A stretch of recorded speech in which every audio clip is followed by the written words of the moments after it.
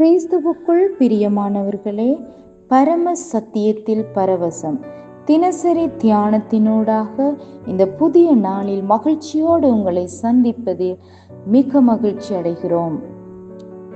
இந்த வார்த்தைகள் உங்களையும் உங்கள் குடும்பங்களையும் தொடர்ந்து பலப்படுத்தி வழிநடத்துவதாக. ஆமேன்.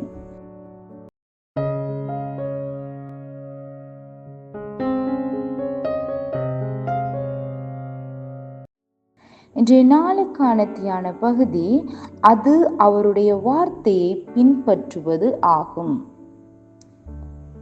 வசனம் யோவான் 16:13.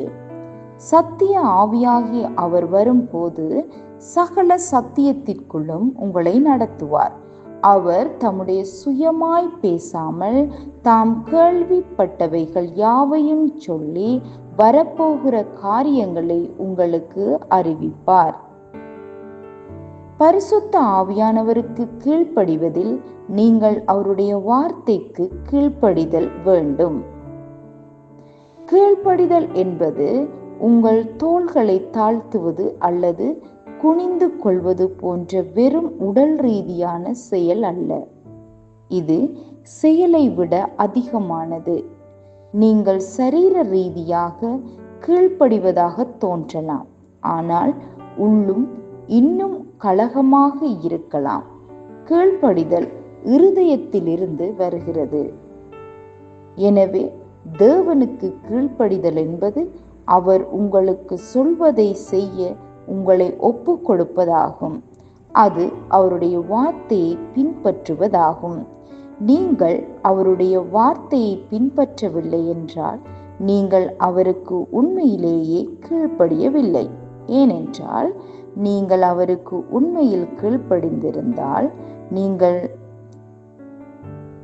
வாழ்க்கையின் எல்லா விடயங்களிலும் அவருடைய முடிவுகளையும் நோக்கங்களையும் புரிந்து கொள்வதும், பரிசுத்த வேதாகமத்தை வாசிப்பதும் தியானிப்பதும், தேவனுடைய வார்த்தை சொல்லும் அனைத்தையும் பின்பற்றுவதிலும் முக்கிய நோக்கத்தை செலுத்துவீர்கள். தேவனுடைய வார்த்தை உங்கள் மூலம் வாழவும் உங்கள் எண்ணங்களை கட்டுப்படுத்தவும் இடம் கொடுங்கள்.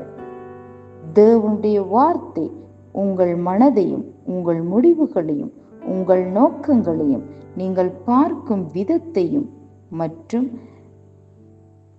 நீங்கள் எவ்வளவு அதிகமாக அதிகாரம் செலுத்துகிறீர்களோ அவ்வளவு உங்களை மாற்றும். அதிகமாக பரிசுத்த ஆவியானவர் உங்கள் வாழ்க்கையை கட்டுப்படுத்துவார். அவருடைய வார்த்தையின் மூலம் அவர் உங்களை வழிநடத்துவார்.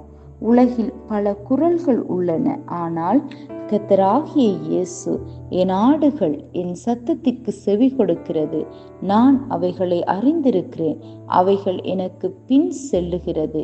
யோவான் 10:27 என்று கூறினார்.